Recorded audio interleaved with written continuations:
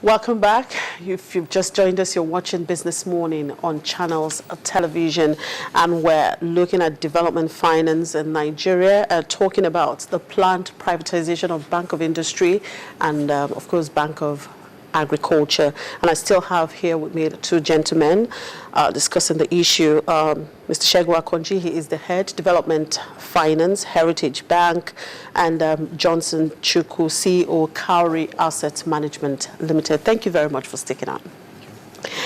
Right. Well, looking at these two institutions, we have seen Bank of Industry. You know, you would say, okay, Bank of Industry is actually doing something, performing, their performance, you know. Do you think it's still what they are doing? They still need to be privatized, kind of? Well, I think the issue is not whether they need to be privatized, because the facts are clear that if you go to Bank of Industries, they are constrained by the available resources at their disposal, and they need to expand the coverage. They have a lot of demands they cannot meet. What are those constraining factors? Not because they don't have enough deals in the pipeline, but because they are capital constrained. Is it the same? Does the same thing apply to Bank of Agriculture? See, the Bank of Agriculture's case is unique in the sense that Bank of Agriculture has been very silent. And the key difference between the two of them is the quality of leadership we've seen in the Bank of Industries. Over time, the federal government has been appointing people who have very strong private sector experience to run Bank of Industries. And the government has also given them more support. We've seen disbursement by central bank through the Bank of Industries.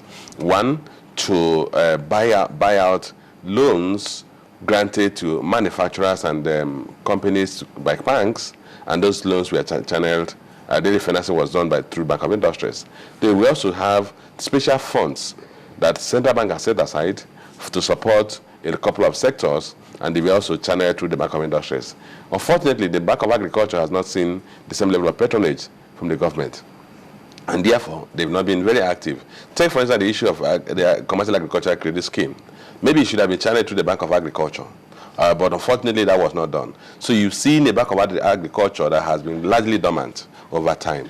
But be that as it may, its primary reason, the purpose of its existence is still there, and that is to support agricultural development. Now that we are moving towards an agricultural sector that is commercially oriented, that is now business instead of for subsistence farming, it's time for them to have the resources and the competencies. And even as we're talking about industrialization. Yes, to support that sector, which today they don't have. So if you have a partial privatization where you have private capital join the public sector funded capital, then we should be able to see expansion or better accomplishment of that opportunity for which they were set up, which is we're not seeing so far. But if you refer to the Bank of Industry, I would think they've done relatively well. If you look at, like I said, it's driven partly by the quality of ownership management they've had and the support they've gotten from the government, particularly the central bank.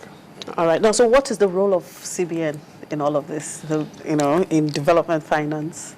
Well, if you consider the central bank as the lender of last resort, as the regulator of financial services, particularly banking, they have a role to play because they keep the pulse of the nation.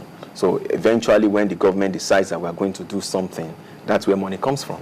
So they own equity either on behalf of government or through the Ministry of Finance and all of that. So basically, they are fund flow sources for DFIs. But beyond that is this issue of do we really need to do this? And I think, personally, it's something that has to be done from two fronts. In terms of the kind of growth that we anticipate, if, for example, you talk about the transformation agenda that is being pursued by the federal government across the sectors that they are pursuing, you need formidable institutions to deliver a result on that. And beyond that is the fact that, like I said earlier, you need more skills. You need to bring in skills. Nigerians abroad can't participate in this kind of institutions. And today, like you mentioned, BOI has been much forward-looking. But I think Bank of Agriculture in recent times, for example, under the GES, Growth Enhancement Scheme. They are very formidable there now, and they are now being used as fund holders for disbursement. So they're actually coming forward, because you also have someone that's from the private sector now leading that institution, who is also quite experienced and formidable. So you need the central bank at every point in time to provide funding capacity to institutions of this type. And when you partially privatize, for example, if the federal government is going to pay some portion of capital when they need to raise capital, of course, it has to come through that source. All right. So basically, you need that. All right, just a little to add to that, the role of central bank. No, central bank does not involve in retail banking. The central bank uses the development finance institutions as the retail arm when it wants to intervene particularly to support the industrial sector. And central bank cannot do it directly. They can't lend directly to borrowers. So they either have to use conventional banks or they use the DFIs.